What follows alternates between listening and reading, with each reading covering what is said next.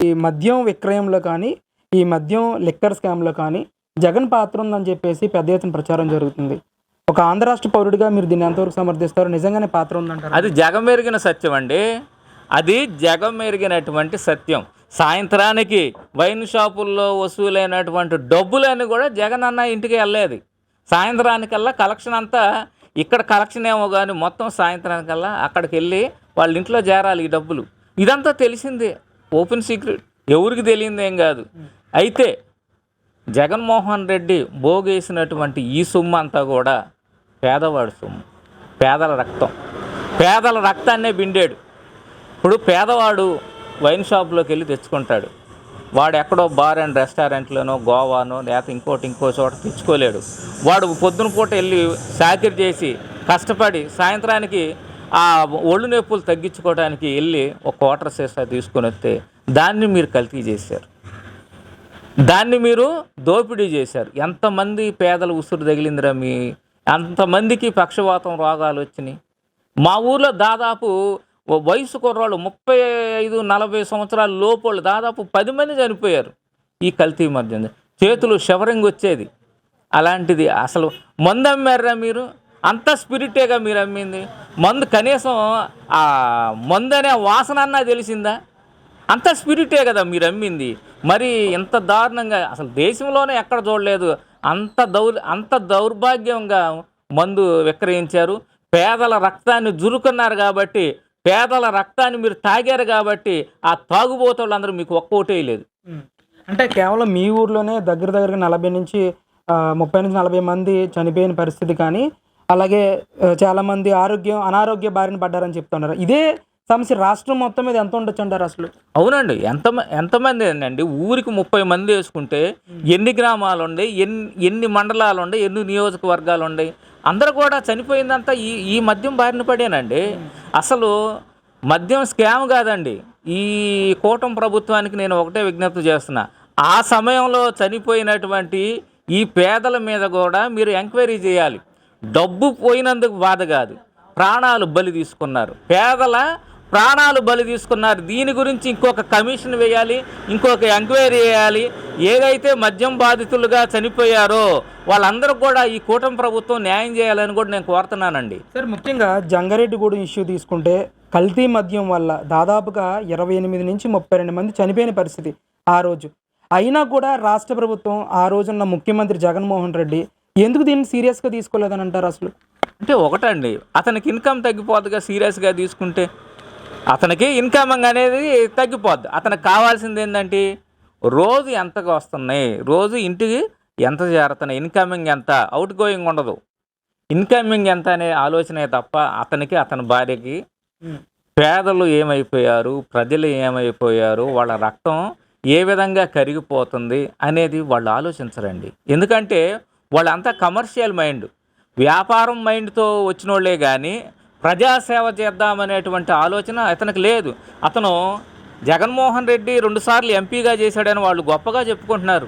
పేదలకు సేవ చేయలే అతను వ్యాపారాలు చేసుకున్నాడు కానీ పేదలకు ఎలాంటి సేవ అతను ఎంపీగా ఉన్నప్పుడు చేయలే. ముఖ్యమంత్రిగా ఉన్నప్పుడు చేస్తాడని అనుకోవటం మన బుద్ధి తక్కువ కదా. అది మన బుద్ధి తక్కువ. కాబట్టి అతను రాష్ట్రాన్ని 5 ఏళ్ళు కమర్షియల్గా వ్యాపారం చేసుకున్నాడే తప్ప అభివృద్ధి చేయలేదండి.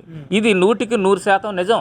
అంటే ముఖ్యంగా ఈరోజు ఈ లిక్కర్ స్కామ్ మీద కానీ, అలాగే వేరే కేసుల విషయంలో కానీ ఏర్పాటు చేస్తున్న సిట్ అంతా కూడా చంద్రబాబు నాయుడు అనుయాయులనే వేస్తూ ఉన్నారు. చంద్రబాబు నాయుడికి వ్యవస్థలను మేనేజ్ చేయడం బాగా తెలుసు.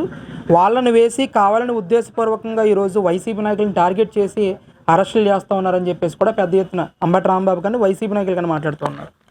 ఇప్పుడు ఒకటండి, చంద్రబాబు నాయుడు గారు మంచి అడ్మినిస్ట్రేటివ్ అని చెప్పేసి ప్రపంచం అంతా తెలుసు. నువ్వు చెప్పేది ఏం లేదు. అతను గనక నిజంగా ఇలాంటి స్వార్థ రాజకీయాలు చేయాలనుకుంటే మీరు ఇన్ని రోజులు కూడా ఉండేవాళ్ళు కాదు. అతను గనక ఒకసారి గ్రీన్ సిగ్నల్ ఇచ్చే వరే వాళ్ళను ఒక తాట తీయండిరా అని అన్నట్టయితే ఇదంతా జరిగేది కాదు. ఎప్పుడైనా చంద్రబాబు నాయుడు గారు చట్ట ప్రకారమే చేస్తారు. ఇన్ని సంవత్సరాలు అతని మీద మచ్చ లేకుండా ఉన్నది కారణం అంటే అదే. అతనికి కక్ష సాధింపు చర్యలు అనేది లేదు. రెడ్ బుక్ రాజ్యాంగం అనేది చంద్రబాబు నాయుడు గారి దృష్టిలో ఉంటే మీరు ఇన్ని రోజులు ఈ విధంగా బతికేవాళ్ళు కాదు, ఈ విధంగా రోడ్ల మీద తిరిగేవాళ్ళు కాదు, ఈ విధంగా మీరు రోడ్ల మీద అరిచేవాళ్ళు కాదు. ఈ అరిసినోళ్ళకు కూడా, ఈ మాట్లాడేవాళ్ళకి కూడా ఒళ్ళు దగ్గర పెట్టుకొని మాట్లాడాలి. చంద్రబాబు నాయుడు గారు అలాంటి వ్యక్తి కాదు, అతని కార్యకర్తలు అలాంటి వ్యక్తులు. అతని కార్యకర్తలు, ఆ తెలుగుదేశం పార్టీ కార్యకర్తలు అలాంటి వ్యక్తులు. కానీ అలాంటి కార్యకర్తలను కూడా చేతులు కాళ్ళు కట్టేశాడు చంద్రబాబు నాయుడు గారు.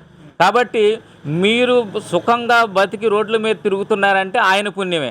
అలాంటి వ్యక్తిని ఇలాంటి మాటలు మాట్లాడారో అతనికి ఎప్పుడో కోపం వచ్చింది. ఆ కోపం వచ్చినప్పుడు మీరు నిజంగానే అలా అవటం ఖాయం. అంటే లెక్కర్ స్కామ్లో జగన్ అరెస్ట్ అయ్యే అవకాశం ఉంటుందంటారా? 100% అండి, 100% అరెస్ట్ అవ్వాలి. అది తెలుగుదేశం పార్టీది కాదు, సామాన్య ప్రజల కోరిక. ఎందుకంటే పేద ప్రజల రక్తాన్ని అతను దోచుకున్నాడు. ఆ దోచుకున్న డబ్బులన్నీ కూడా రికవరీ రాష్ట్ర చేత ఏం వచ్చిందండి? ఏదైతే పేద ప్రజల దగ్గర నుండి, వైన్ షాపుల నుండి అతను దోచుకున్నాడో ఆ డబ్బులన్నీ కూడా రికవరీ అవ్వాలి. పేదల సంక్షేమానికి, ఈ సూపర్ 6 పథకాలకి అతను దాచుకున్నటువంటి డబ్బులన్నీ కూడా ఈ పథకాలకు మళ్లించాలని చెప్పేసి సామాన్యుడిగా నా యొక్క అభిప్రాయం అండి. ఇది అమలు చేయాలని కూటమి నాయకుల్ని, కూటమి ప్రభుత్వాన్ని కూడా నేను డిమాండ్ చేస్తున్నాను సార్. అంటే జగన్ అరెస్ట్ చేస్తే రాష్ట్రంలో సింపతి రాదంటారు మరి జగన్మోహన్ రెడ్డి గారికి? ఏమండి, అతనికి సింపతి అనేది లేదు, అతనికి సింపతి అనేది లేదు. పోయినసారి గెలవటం కూడా ఆ రాజశేఖర్ రెడ్డి గారి మొహం చూసి గెలిచారు, కానీ ఇతని మొహంలో ఎలాంటి సింపతి అనే లేదు, ఎలాంటి ఇదేం లేదు. అతను ఏం చేశాడండి సింపతి రావటానికి? అతనేమైనా దేశ నాయకుడా? అతనేమైనా స్వాతంత్ర సమరయోధుడా? లేకపోతే ఒక రాజకీయ పార్టీని బలోపేతం చేసి ఒక రాజకీయ పార్టీకి ఒక ముఖ్య నాయకుడిగా ఉండి దేశం కోసం పాటుపడినటువంటి వ్యక్తే? ఏమి లేదండి. అతనికి సింపతి అనేది లేదు. ఇలాంటి వాడిని జైల్లో పెట్టాలిరా అని చెప్పేసి ప్రజలే కోరుకుంటున్నారండి. ఇదంతా ప్రజల ఆకాంక్ష. జగన్మోహన్ రెడ్డిని జైలుకు పంపించడం అనేది ప్రజల కోరిక, ప్రజల ఆకాంక్ష.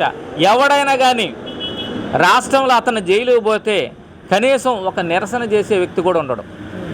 కనీసం రోడ్డు మీదకి వచ్చి జగన్మోహన్ రెడ్డిని అరెస్ట్ చేశారనేటువంటి నిరసన అయితే ఈ రాష్ట్రంలో ఎక్కడా జరగదండి. ఎందుకనండి అంటే నాకు 40% ఓటింగ్ ఉందని చెప్పేసి 2029లో నేను ఖచ్చితంగా గెలుస్తానని చెప్పేసి జగన్మోహన్ రెడ్డి గారు మాట్లాడుతున్నారు ఒకవైపు. అదేనండి చెప్పేది. ఇవన్నీ ఏదో అంటారండి, ఏది మేకపోతు గాంభీర్యమో ఏదో అంటారు. జగన్మోహన్ రెడ్డి గెలవటం అనేది కళ. జగన్మోహన్ రెడ్డి గెలవటం అనేది కళ. ఇది ఆయన ఏదో చెప్పుకుంటూ ఉంటాడులే, నేను లెగిస్తే మనిషిని కాదు, నేను లెగిస్తే మనిషిని కాదు అని చెప్పుకుంటాడు. అతను లెగిచేది లేదు, లెగిస్తే మనిషి అయ్యేది కూడా కాదు. జగన్మోహన్ రెడ్డి జీవితంలో ఇక ముఖ్యమంత్రి అయ్యేది అని మాత్రం లేదండి. ఇది మాత్రం రాసి పెట్టుకోవాలి.